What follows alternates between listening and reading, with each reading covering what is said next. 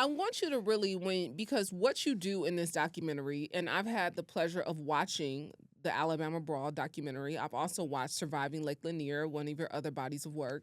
And when I watched the Alabama Brawl, I was one reminded of just like the power of social media, right? Because we were able to tell a story in that moment that if the phones had not recorded, Mm. somebody else would have taken the lead on the story, right? That was told.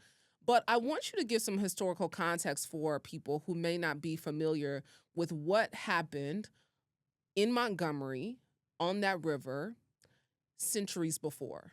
Yeah, absolutely. So, what also makes this story so powerful is this I just feel like it's like a full circle moment because, like a century before, the Montgomery Riverfront was a large slave trade hub, actually. So, slaves were sold at that river on a different boat, of course, but they came there almost every day to sell slaves on like Commerce Street, which is literally right down the street from the Montgomery River. So, you have a place a century before where slaves were in shackles Yeah. and sold, and they pretty much just had to do whatever they were told, or the consequence, right? And then 100 years later, you have a situation where white folks are provoking um, a black man, a hardworking black man at that, just doing his job, and then him saying, "Nah, like I'm not backing down," Yeah. and then us to come together to have his back. Because if Aquaman and everybody didn't come to help Damien, that situation would have been so bad. He It was would have so been. outnumbered. He was so outnumbered. And when you watch the footage, you understand the real gravity of that moment had there not been aid and assistance. Had Yes. black people not been there to bear witness to that, that man could have been killed. Yeah, he could have been killed. I mean, Yeah. when you see how many people swarmed in, there was what, six of them, I believe, at Yeah. some point. Yeah. Six of them, two women. It was four men or Four so. men. Yeah. He was on the Um, ground. They were just, yes. yeah, And literally getting so ganged up on.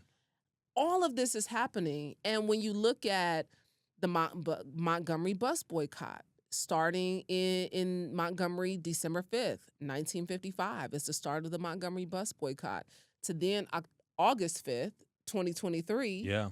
and this Alabama brawl that happens, there was a lot of tension in that community.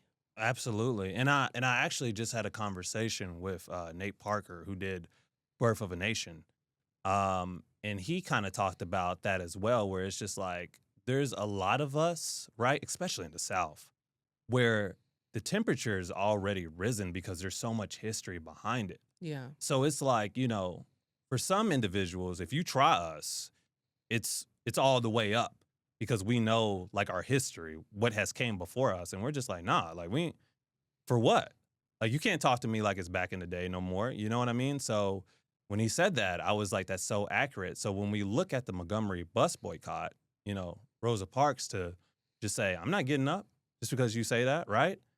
Even though even though Rosa Parks didn't inflict violence on the people that were provoking her, right? Now that we're in this time, it's totally different. The shoe's on the opposite foot. It's like now we can do that. If you try to harm me, I'm going to harm you. An Yeah. eye for an eye. Yeah. I mean, there's so much of your work is centered around telling these buried stories and bringing light to them. And your other documentary that was so well done, it tells the story of Lake Lanier. And you grew up here in outside of Atlanta, Yeah. and to understand the history of Oscarville, many of us, I think even in watching your documentary, I was like, oh, I cannot call this Lake Lanier ever again. Like the woman in the documentary said, I can only call it Oscarville. So talk about why these buried stories are so important. Yeah, I feel like these buried stories are so important, especially now, because we literally have an administration that is erasing Black history from, our books, exhibits, museums. So I realized the power of cinema Yeah. very, very early on when I started my career. Get Out kind of like, uh, spring me to say like, oh my gosh, I want to make films because the way that film made me feel about race, literally. So I think there's a little bit of that when I really watched that and I saw how powerful it was to make a horror movie centered around race. I saw the conversations it sparked, but then I kind of looked at history and was like, there's so many of our stories that we don't know that I feel like that just need to come to life to preserve that. Because again, like the administration can take it out of all these places, but you can never take it out of a silver screen or your TV, your phone. So that's why I'm just like, it's my life's mission to really preserve our history because it's like, I don't know what the world's going to be like 100 years from now. It's a scary place. So I'm like, I want to do my part in making sure we know where we come from, we know what we're capable of, and we ultimately know like no is not an answer because of those who came before us and they Yeah. accomplished what they did with far less resources. Yeah. I want you to talk about surviving Lake Lanier because for many people who may not live in Georgia, maybe they have been unaware of this story. There is like this folklore around Lake Lanier. Yes. And there's this folklore like, we don't go up there, don't be playing on the people lake, because it's Yeah. always an incident that happens, right? Yeah. There's a drowning with people who are well-known swimmers, and somehow they have drowned on the lake. I want you to talk about why telling the story of Oscarville was so important. Yeah, so it kind of goes back to what I was saying about preserving Black history. So, 1912, there was a thriving Black community called Oscarville, a small, thriving Black community that made up of carpenters, bricklayers, and other workers there, really making a town thrive during this town, right? And it's kind of a redundant story in Black history, and it's so sad because Yeah. it Yeah. always happens. You Yeah. have a white woman Yeah. who cries wolf about 3 teenagers who did this, did that, and then suddenly this woman ends up dead in the woods. And the whole town is like, oh, well, she talked about the 3 teenagers. Mind you, the woman who was found unconscious, she was unconscious. Yeah, She never even came to at any point yeah, in this time that she was still alive, and eventually she passes on. hmm But her father was connected to the sheriff's department exactly, yeah, in Forsyth County. And this is present day Forsyth County where this happened. yeah. Mhm. Forsyth County, and yeah, by the way, Forsyth County is still a little, yeah, I'll but be wondering when I see the Black people who live up in Forsyth County, I'll be like, now what took you up there? exactly. I'm like, was it the prices or what? Why are you up here? Yeah, Listen. yeah, we got a lot of looks in Forsyth, but anyway, so yeah, so it was just a situation where it was like, how can you pin it on these 3 teenagers, right? But then, like you said, her father was already connected to the sheriff's department, so it's easy to put the story together because they're like, oh, we can easily bury this. Y'all Yeah. did it, and no Yeah. one's gonna ever know that you existed because now we can just bury you.